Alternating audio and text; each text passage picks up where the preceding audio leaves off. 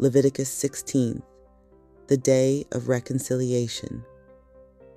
After the death of Aaron's 2 sons, which happened when they approached the Lord and died, the Lord spoke to Moses, "Tell your brother Aaron that he cannot come whenever he wants into the holy area inside the inner curtain to the front of the cover that is on the chest, or else he will die, because I am present in the cloud above the cover. No, but Aaron must enter the holy area as follows: with a bull from the herd as a purification offering and a ram as an entirely burned offering. Aaron must dress in a holy linen tunic and wear linen undergarments on his body. He must tie a linen sash around himself and wrap a linen turban around his head. These are holy clothes. Aaron will first bathe his body in water and then put them on. He will take from the Israelite community 2 male goats for a purification offering and 1 ram for an entirely burned offering. Aaron will offer the bull as a purification offering to make reconciliation for himself and his household. He will take the 2 male goats and place them before the Lord at the meeting tent's entrance. Aaron will cast lots over the 2 goats, 1 lot labeled the Lord's and the other lot labeled Azazel's. Aaron will present the goat selected by the Lord's lot and perform a purification offering with it. But the goat selected by Azazel's lot will be left standing alive before the Lord in order to make reconciliation upon it by sending it away into the wilderness to Azazel. Aaron will offer the bull for his purification offering to make reconciliation for himself and his household. He will slaughter the bull for his purification offering. Then he will take an incense pan full of burning coals from the altar from before the Lord, and 2 handfuls of finely ground perfumed incense, and bring them inside the inner curtain. He will put the incense on the fire before the Lord, so that the cloud of incense conceals the cover that is on top of the covenant document, or else he will die. He will take some of the bull's blood and sprinkle it with his finger on the cover from the east side. He will then sprinkle some of the blood with his finger 7 times in front of the cover. Then he will slaughter the goat for the people's purification offering, bring the blood inside the inner curtain, and do with it as he did with the bull's blood. He will sprinkle it on the cover and in front of the cover.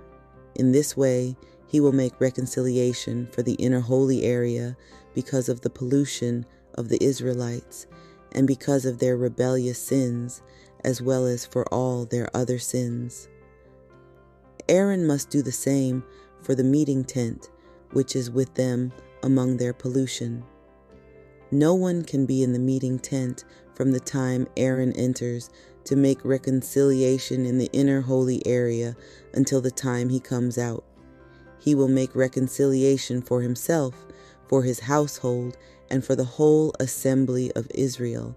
Aaron will then go to the altar that is before the Lord and make reconciliation for it. He will take some of the bull's blood and some of the goat's blood and put it on each of the altar's horns. He will sprinkle some of the blood on the altar with his finger 7 times. In this way, he will purify it and make it holy again from the Israelites' pollution. When Aaron has finished reconciling the inner holy area, the rest of the meeting tent, and the altar, he will bring forward the live goat. Aaron will press both his hands on its head and confess over it all the Israelites' offenses and all their rebellious sins, as well as all their other sins, putting all these on the goat's head. Then he will send it away into the wilderness with someone designated for the job. The goat will carry on itself all their offenses to a desolate region. Then the goat will be released into the wild. After this, Aaron will enter the meeting tent, take off the linen clothes he was wearing when he entered the inner holy area and will leave them there. He will bathe his body in water in a holy place and dress in his priestly clothing. Then he will go out and perform the entirely burned offerings for himself and for the people.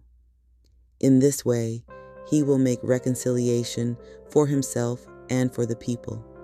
He will completely burn the fat of the purification offering on the altar.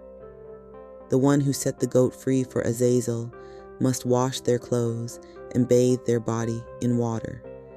After that, they can return to the camp. The bull and the goat for the purification offerings, whose blood was brought in to make reconciliation in the inner holy area, will be taken outside the camp. Their hides, flesh, and dung will be burned with fire. The person who burns them must wash their clothes and bathe their body in water. After that, they can return to the camp. This will be a permanent rule for you. On the 10th day of the 7th month, you must deny yourselves. You must not do any work, neither the citizen nor the immigrant who lives among you. On that day, reconciliation will be made for you in order to cleanse you. You will be clean before the Lord from all your sins. It will be a Sabbath of special rest for you, and you will deny yourselves. This is a permanent rule. Conclusion concerning the day of reconciliation. The priest who is anointed and ordained to serve as priest after his father will perform the reconciliation, wearing the holy linen clothes.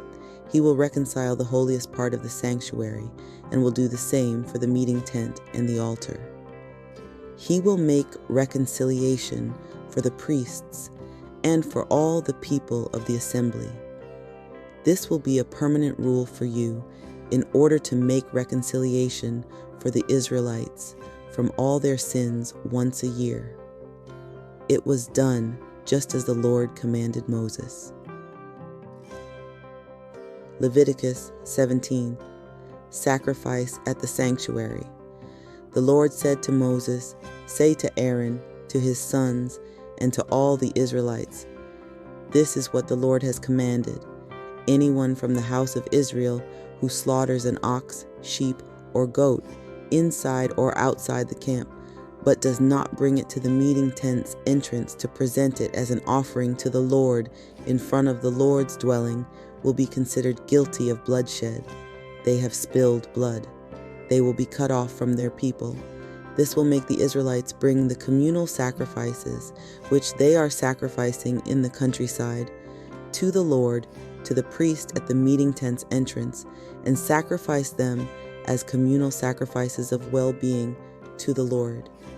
The priest will toss the blood against the Lord's altar at the meeting tent's entrance and burn the fat completely as a soothing smell to the Lord. The Israelites must no longer sacrifice their communal sacrifices to the goat demons that they follow so faithlessly. This will be a permanent rule for them throughout their future generations.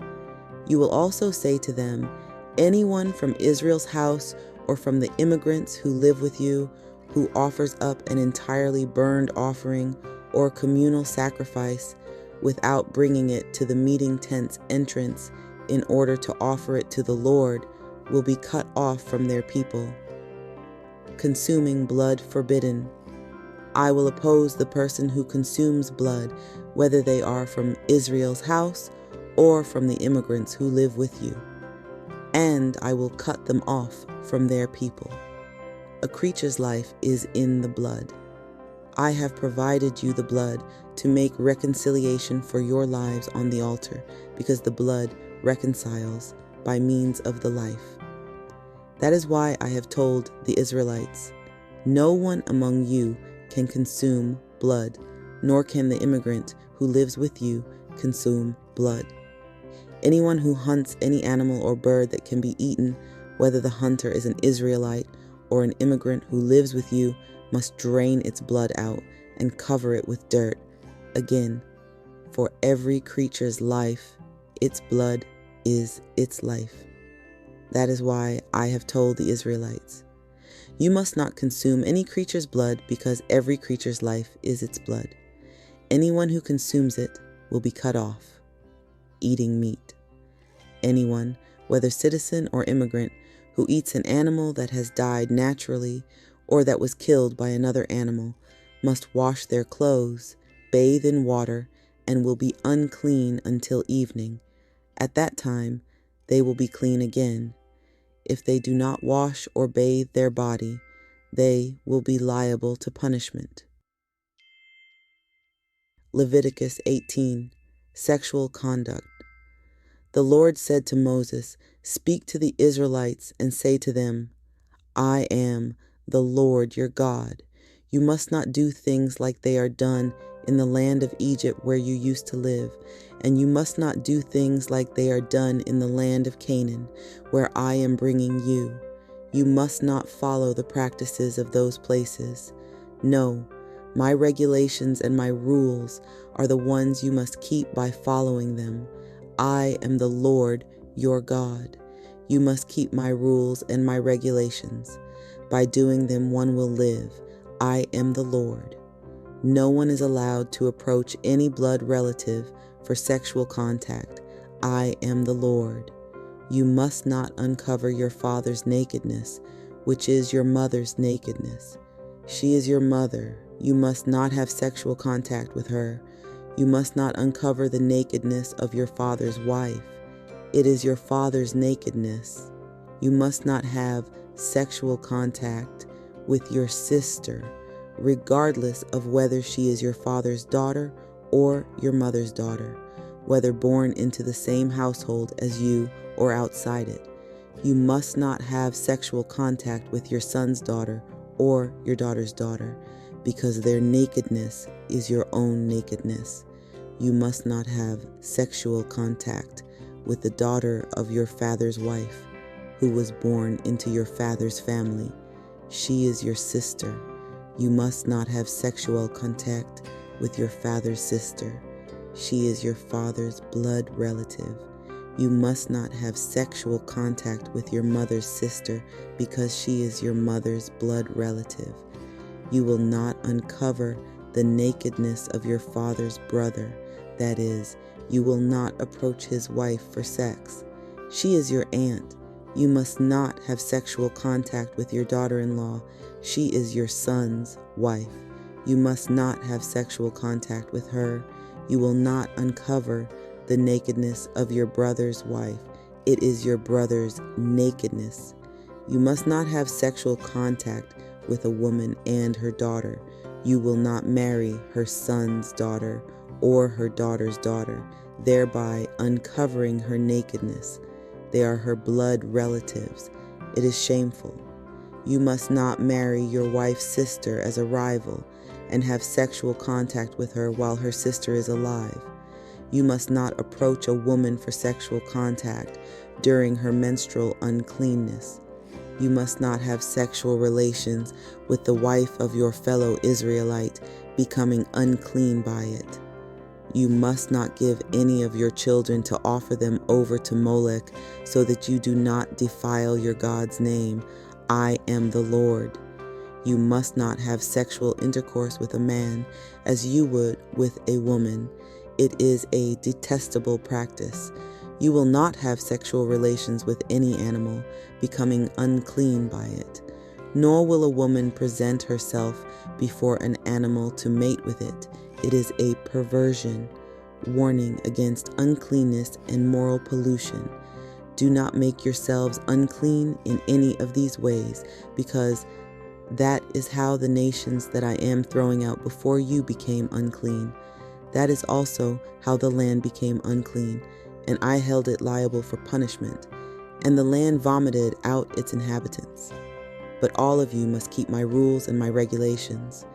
You must not do any of these detestable things, neither citizen nor immigrant who lives with you, because the people who had the land before you did all of these detestable things, and the land became unclean, so that the land does not vomit you out because you have made it unclean, just as it vomited out the nations that were before you.